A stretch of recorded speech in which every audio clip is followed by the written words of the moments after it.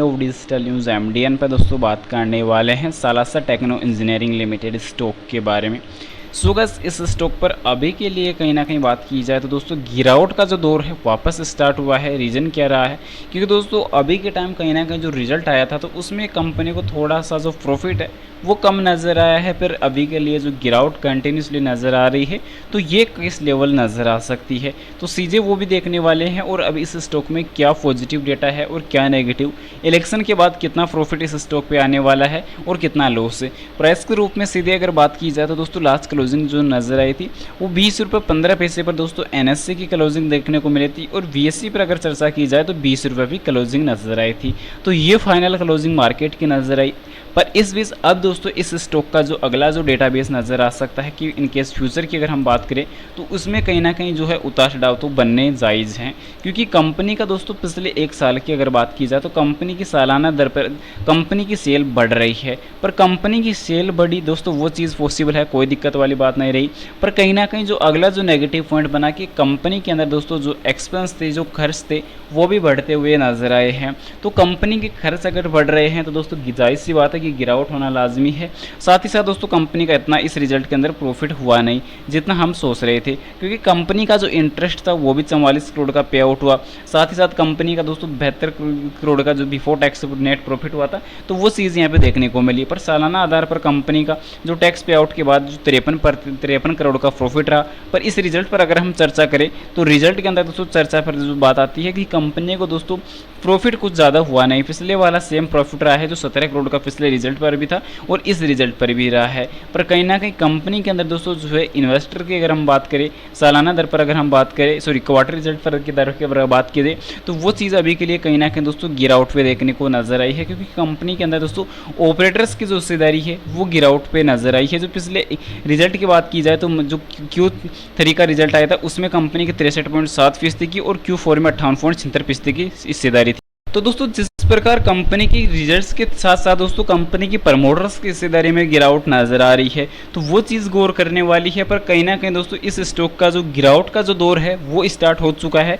क्योंकि अभी इस स्टॉक पर हम सीधे अगर गौर करते हैं तो सितंबर 2021 की रिजल्ट की अगर बात की जाए तो उसमें दोस्तों कंपनी की लगभग जो 70% की जो प्रमोटर्स की हिस्सेदारी थी, जिसमें पब्लिक की जो नजर आती थी वो 30.30% थी।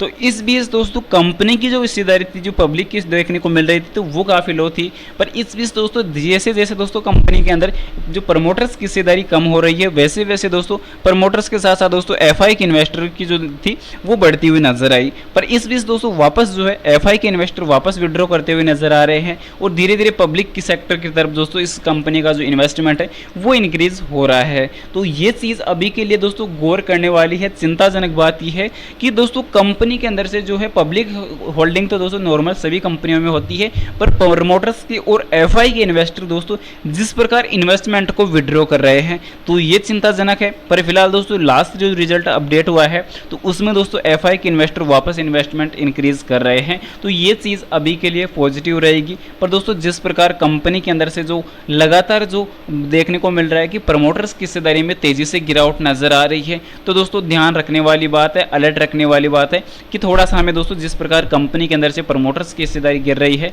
तो उसी प्रकार दोस्तों हमें इस प्रकार इन्वेस्टमेंट थोड़ा सा जो है अपने बेस पे करना चाहिए। क्योंकि दोस्तों आगे चलकर इस स्टॉक पे गिरावट का जो सिग्नल है वो भी धीरे धीरे नजर आ रहा है। जो 70% से घटकर आज लगभग 60 से 58% पर कंपनी की जो प्रमोटर्स की हिस्सेदारी आ चुकी है तो कहीं ना कहीं कंपनी के अंदर कुछ वीकनेस प्रमोटर्स को देखने को मिल रही है। पर पॉजिटिव पॉइंट ये देखने को मिल रहा है कि कंपनी का जो मुख्य बिजनेस है वो देखने को मिल रहा है दोस्तों सोलर से रिलेटेड और साथ ही साथ टेलीकॉम सेक्टर से रिलेटेड। तो दोस्तों दोनों सेक्टर में अभी के लिए कहीं ना कहीं दोस्तों जो है तेजी जो है वो देखने को नजर आ सकती है। क्योंकि आगे चलकर अब जल्दी दोस्तों जो है इलेक्शन इस प्रकार देखने को मिला कि टेलीकॉम सेक्टर में लगातार ग्रोथ बढ़ रही है 5G सेक्टर में, जिस प्रकार अभी नजर आया लास्ट टाइम अभी के टाइम जो हाल ही में जो दोस्तों इस चीज़ का जो अपडेट है वो तेजी से चल रहा है। अभी के साथ साथ अगर बात की जाए दोस्तों रिन्यूएबल सेक्टर में, सोलर सेक्टर में, तो दोस्तों कंपनी का सोलर सेक्टर से भी अभी टाइम जो है ताल्लुक यहाँ पे रहता है तो कंपनी इस चीज़ में आगे एक अच्छी ग्रोथ कर सकती है। इंफ्रास्ट्रक्चर में और मैन्युफैक्चर सेक्टर में कंपनी का दोस्तों अभी के लिए कहीं ना कहीं एक अच्छा योगदान नजर आ रहा है।